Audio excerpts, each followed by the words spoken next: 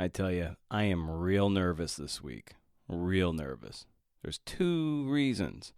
One, I switched podcast hosts, and I'm waiting on a 301 redirect from the old host to the new one. And meaning without this redirect, I don't know if the legacy subscribers will transfer over. And this means that the OG CNFers might have to resubscribe. And I'll save the other reason for after the sponsor reads, because CNF, the Creative Nonfiction Podcast, the greatest podcast in the world, is sponsored by Goucher College's MFA in Nonfiction. The Goucher MFA is a 2-year low-residency program. Online classes let you learn from anywhere, while on-campus residencies allow you to hone your craft with accomplished mentors who have Pulitzer Prizes and best-selling books to their names. The program boasts a nationwide network of students, faculty, and alumni, which has published 140 books and counting. You'll get opportunities to meet literary agents and learn the ins and outs of the publishing journey. Visit goucher.edu/nonfiction to start your journey now. Take your writing to the next level and go from hopeful to published in Goucher's MFA in Nonfiction. And Creative Nonfiction Podcast, wouldn't you know, is also brought to you by Bay Path University. Discover your story. Bay Path is the first and only university to offer a no-residency, fully accredited MFA, focusing exclusively on creative nonfiction. Attend full or part-time from anywhere in the world. Anywhere in the world. In the Bay Path MFA, you'll find small online classes and a dynamic and supportive community. You'll master the techniques of good writing from acclaimed authors and editors, learn about publishing and teaching through professional internships, and complete a master's thesis that will form the foundation of your memoir, or collection of personal essays.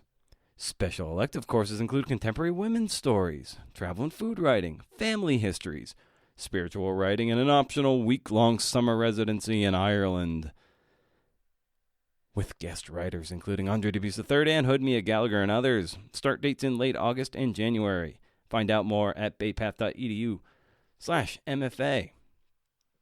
I'll tell you something, I'm Brendan O'Mara, and this is how we start this podcast. There are 3 constants in life: death, taxes, and riffs.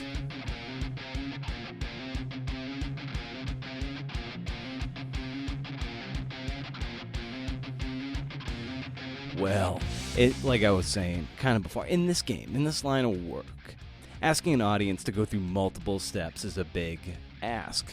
You know it is. You got, how much time do you really have? And then to give some of that time over to this enterprise, I don't take that for granted. So it's a big reason why I'm kind of nervous about this redirect thing. To have to ask you to resubscribe, if some of you, it's a mess. It's a big reason. It's causing some gray hairs in the beard.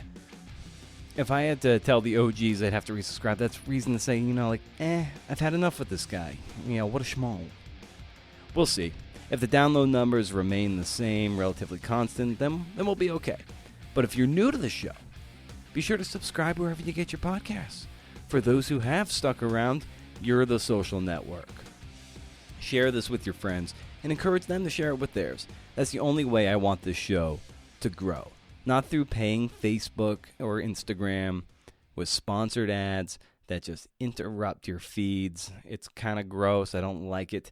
I want it to be hand-to-hand. You enroll in this journey and take part in the community. It means way more if you share and engage. Head over to BrendanO'Mara.com, for show notes and to subscribe to the monthly newsletter, where I share cool links to what I've read, several book recommendations, and what you might have missed from the world of the podcast. Once a month, no spam, can't beat it.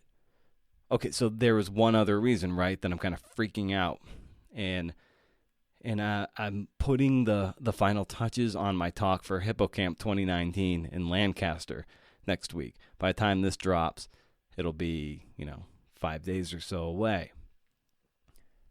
It's a creative nonfiction conference in Lancaster, Pennsylvania, and my talk is Power Up Your Network with Podcasting. It's basically 10 lessons I've learned from nearly 200 podcasts. I'm aiming for about 45-minute talk, 15-minute Q&A, and I kind of like gunned for that 15 Q&A because I can handle that. But that means that each point that I want to make is about 4 minutes and change a piece, and that has to be kind of an engaging story. I like getting up in front of people. I don't mind that. I like talking in front of people. It's kind of fun. But this is a different beast. And on top of that, I'm flying cross country on a red eye and seeing some family when I'm back east, all of which is not relaxing. You know this. And I've got to train this person at work to do what I do, and they're not quite up to speed, so I'm just a cluster right now. I think you can tell. Even recording this, I'm like kind of freaking out in the middle of this recording. But it's like what my wife says, the wife who doesn't listen to the podcast. Do one thing in front of you. Finish it and move on.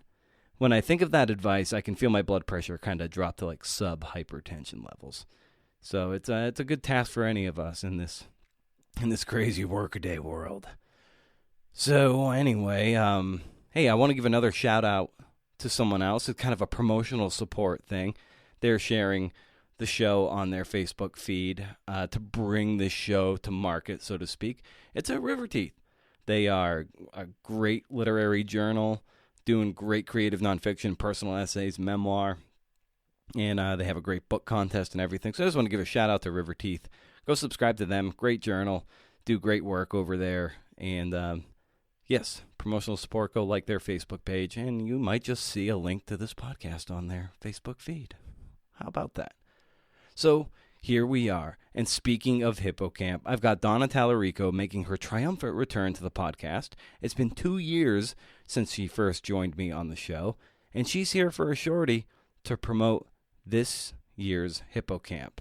And it's her 5th, and let's just get into it. This is a short interview, but, you know, it's a good one. Sometimes you don't need a very long one. So here's my conversation with Donna Talarico.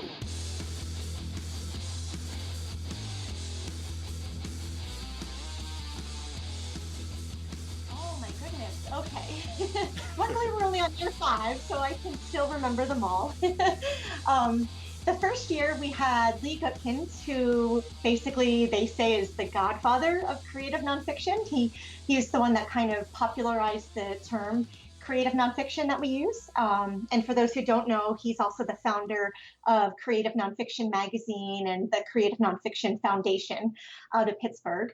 And then we also had Jane Friedman the first year, who was our closing keynote and talked about the business side of publishing.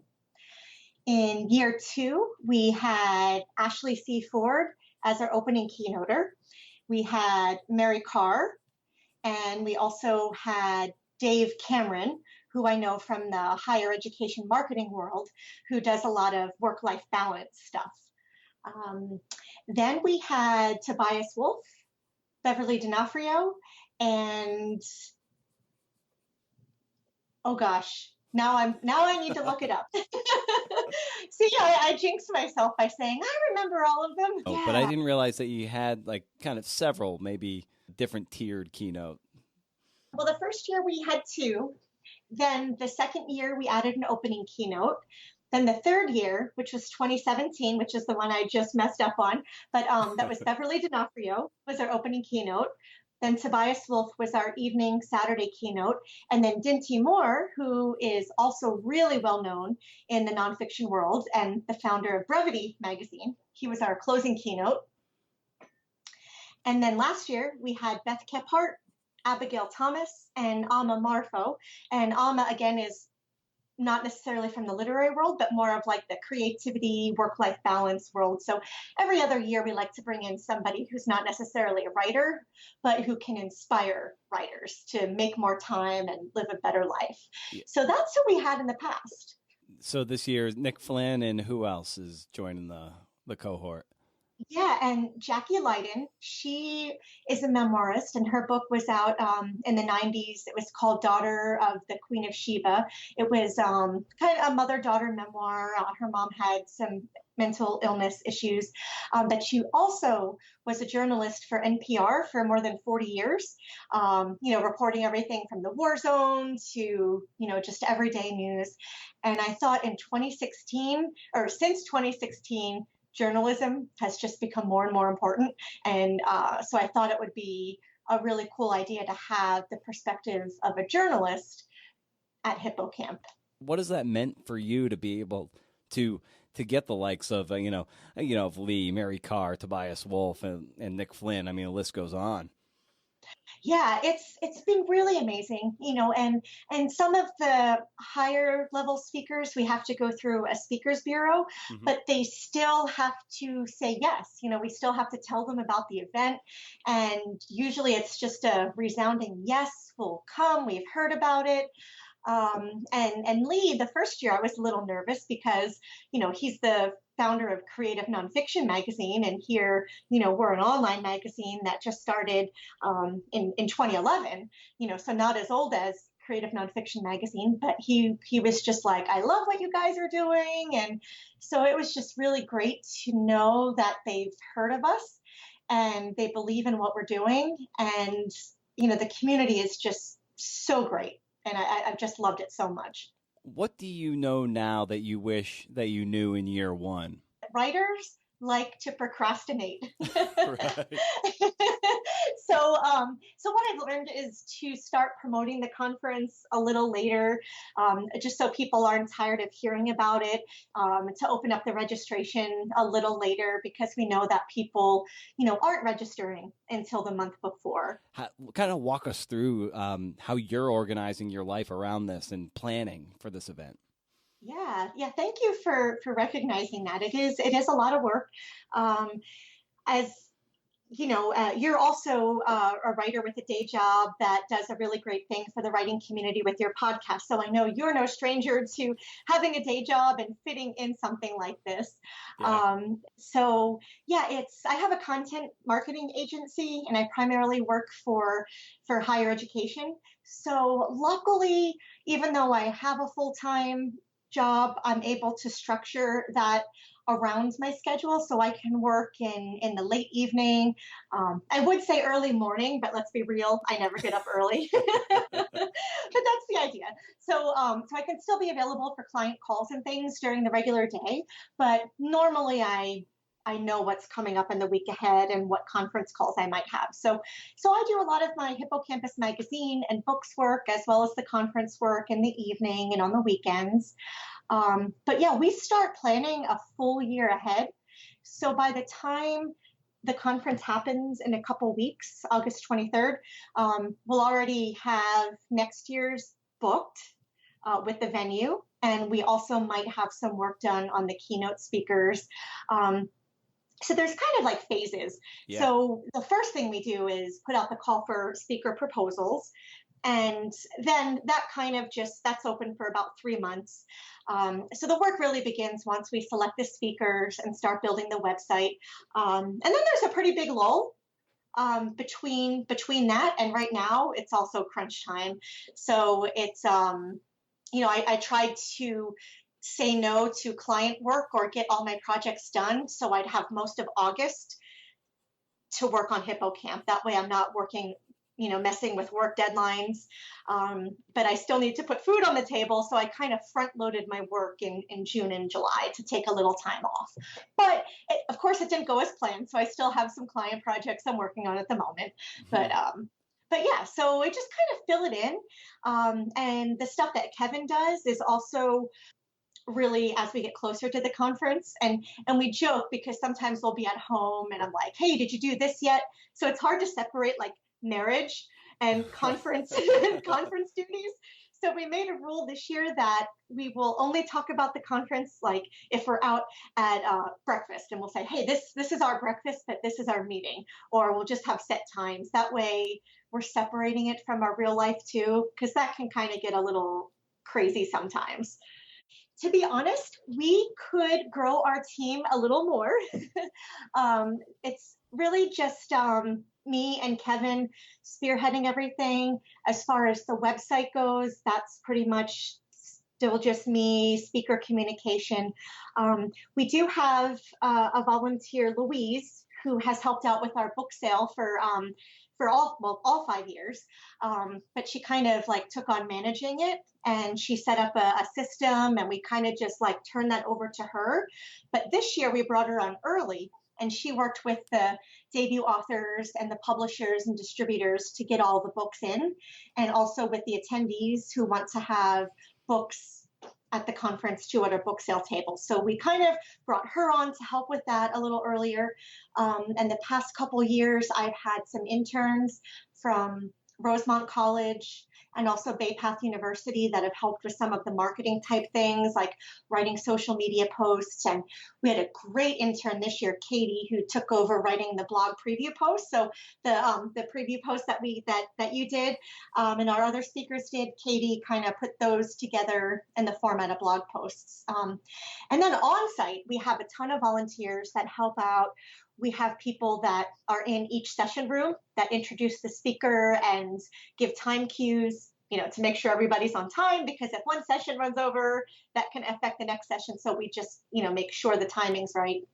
We have registration desk volunteers, and then we have runners who are just there to help with things like this person needs a cord or this person needs something.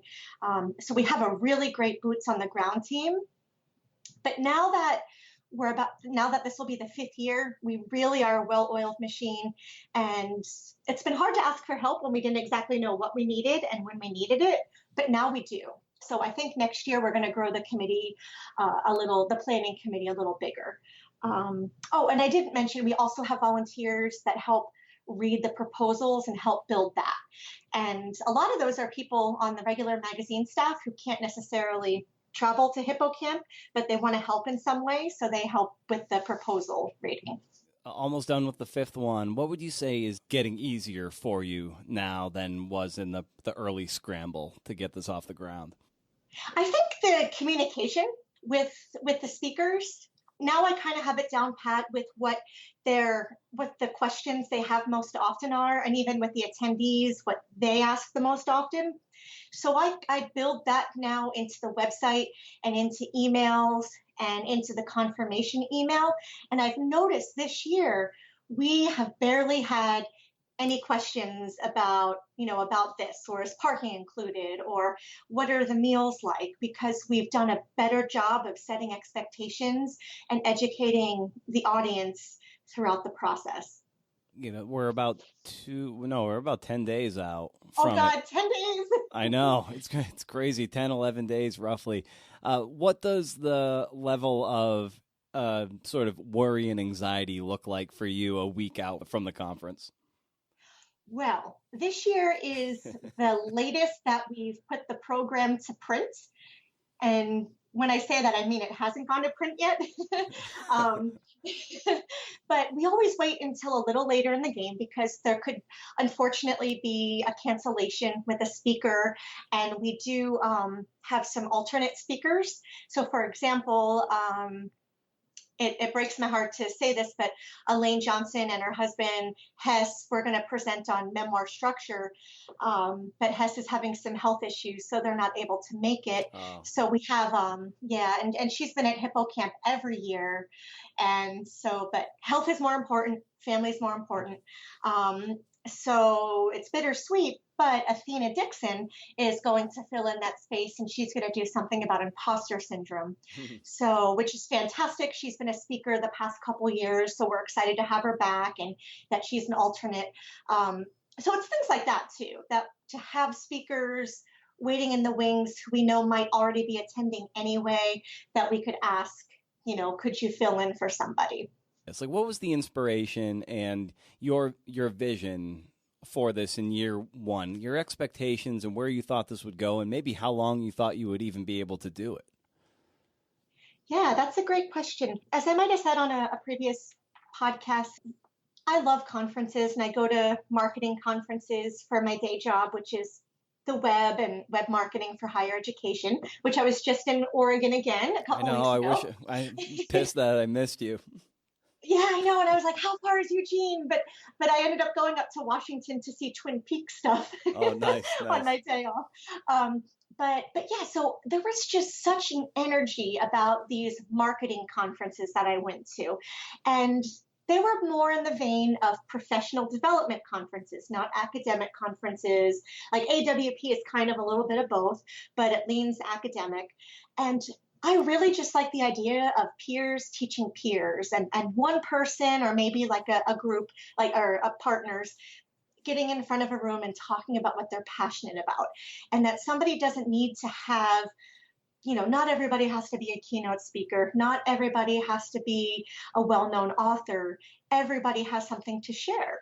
And that's what I envisioned for Hippocamp. And that's why I wanted to have just the open proposal system, kind of like for attendees, by attendees. And that was the vision I had. And that's what we got. And it's just more than I could have ever imagined. One of the other, and I always forget to mention this, but it's really, really important. And I can't believe I always forget to mention it. But in this day and age, it's really hard for an independent literary magazine to sustain itself. I mean, one that's not getting support from an institution, or one that's not commercial in nature, that has a print magazine and has educational components to go with it. So, but at Hippocampus, we wanted to offer contributor honorariums, and how do you do that when we're a free magazine? So the conference also was started as a way to maybe, I don't want to say fundraiser because we're not a nonprofit, but for lack of a better word, for a fundraiser to generate some revenue so we can put that back into the magazine. Because as you know, and a lot of other listeners who might run their own magazines or endeavors know, a lot of things comes out of the editor's pocket. Mm-hmm. And that has been the way it's been since the beginning. And luckily, I have a life partner who's okay with that. We want the conference to break even. That's first and foremost. But we do want it to eventually have some extra that we can put back into the magazine. So that's where the question comes in. How long can we do this conference by just breaking even? I knew I wanted to make it to 5 years because, I don't know, it might be arbitrary, but like 5 and 10, it just kind of means something, like those milestone numbers, or like making it to issue 100. And we also do already have it, spoiler alert, we do have next year reserved. So we will definitely go to 6 years, but we are keeping a closer eye on the investment of time and more importantly, personal funds. I like to joke and say this is just my investment in literary citizenship. And then the first year, Kevin and I eloped. We didn't have like even a wedding. It was just the two of us at a courthouse. So, or not even a courthouse, but like a justice, local JP's office, cool. In a little strip. Yeah, it was like a little strip mall. I love it. Yeah, so we joked that the water fountain was our free bar. We did put some of our own money into the first year, and we just joked that, hey, this is the money that we would have spent on our wedding reception, but now it's a reception at a conference. So we kind of justify it by that. But I always joke that if I did have an accountant, he'd say, you're making too many risks. But I think the risks are worth it. and of course, with something like AWP with 15,000 people taking over giant cities and being the sprawling monster of a thing, is that something you see Hippocamp doing, or do you want to keep it as tight as possible, tight and niche-y and intimate as possible? Yes, tight, niche-y, and intimate. That is a great way to put it. To grow a little bit so we can be sustainable, we might try to get up to 275 to 300 attendees. Mm-hmm. But I don't think we would want to get bigger than that. And I also think that, keeping the focus on nonfiction is really important. Not necessarily going into other genres, but we have been the past, since the beginning, have sessions about promotion, publicity, and the writing life. So it's really important for us to include that as well. So that way, not everything is just about writing and the craft of writing, but, some things you need to get your work out there and to be able to sustain that balance of having a job, having a family, having commitments, and having your writing life. What, in your opinion, makes for a really good presentation that really engages you on a level, and by extension, it probably engages the entire audience?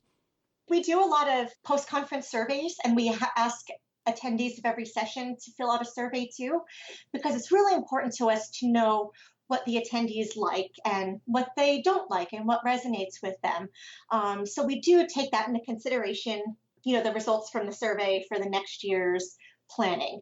But what I think makes a great presentation is something with practical tips. Like you were saying, the AWP session you went to about planning an event, you remember that because you left with practical ideas and things that you could implement right away. So first and foremost, I think that's great.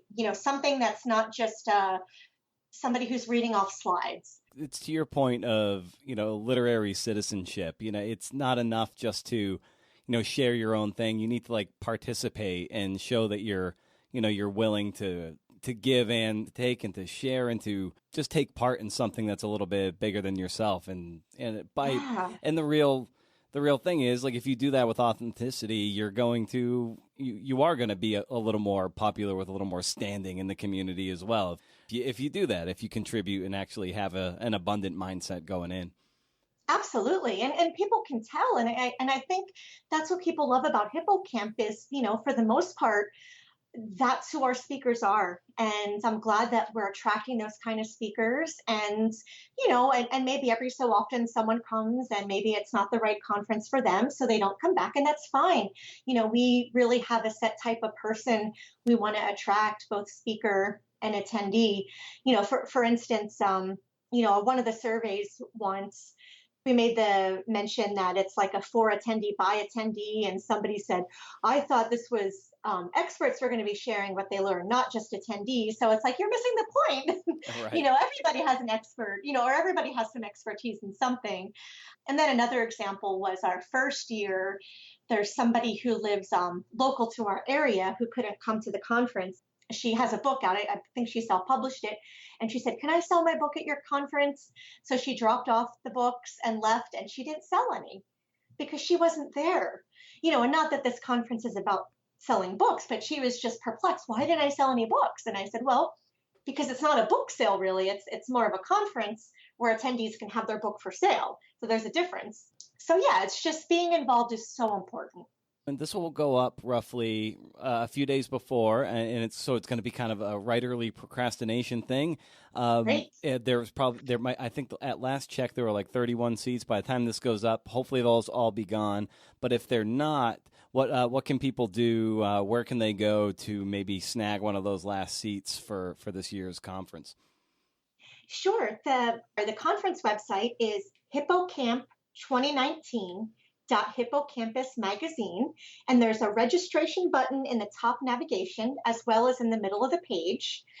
And depending on when they see it, right now registration is $489, but it's going to jump to $529 for like the day of, if people are to register on site. So what I'm going to do is there's going to be a promo code CNFpod where somebody can save $99. So we're going to do that for listeners of the podcast. Yeah. So that way, if they do get the last minute one, they're basically still getting it for the regular price. So yeah, so feel free to add that on the podcast notes, but we would love to see everybody there. And if somebody is listening to this after it's archived, we'll be going again in 2020. Oh, that's awesome. Well, cool. Donna, I can't wait to get out there and get my hands dirty at the conference this year. It'll be my first one. I'm stoked to go and take part. So we're so excited to have you, and we're genuinely excited that you're going to be in Lancaster as well. Yeah, it'll be great to hang out and take part in this awesome thing you've built. So best of luck, and we'll be in touch, Donna. All right, thank you so much, Brendan. We'll see you soon. All right, take care. Bye. Bye. It is hot in the studio today. I am sweating bullets. Sometimes a short interview feels good, right? Donna's got it going on. She's got a day job. She writes. She runs this conference. I tell you, if you focus, you can do just about anything. Within reason, like you can't get drafted into the NBA on will. Hey, you know the drill. Subscribe to the show and keep the conversation going on Twitter, at CNFpod and at Brendan O'Meara on Twitter, at CNFpod on Instagram. You enroll in the journey by subscribing, and we hang and split a six-pack on Twitter. Instagram, Facebook. I love it when you comment and reach out. If you have questions or concerns, email the show, creativenonfictionpodcast@gmail.com, or just ping me on social. Maybe I'll answer on the air. Anything I can do to help. We're all in the swamp together. We're all wrestling gators out here. Thanks again to Goucher, Baypath, River Teeth, and also Laura Tillman for editing the interview portion of this podcast. If you think she did a good job, go hire her for paid work. LauraTillman.net is her website, and I'm sure you can go contact her there. Shit. Alright, guys. CNFers. By the time I come back, I might be a changed or deranged man. But in any case, if you can do interview, see ya.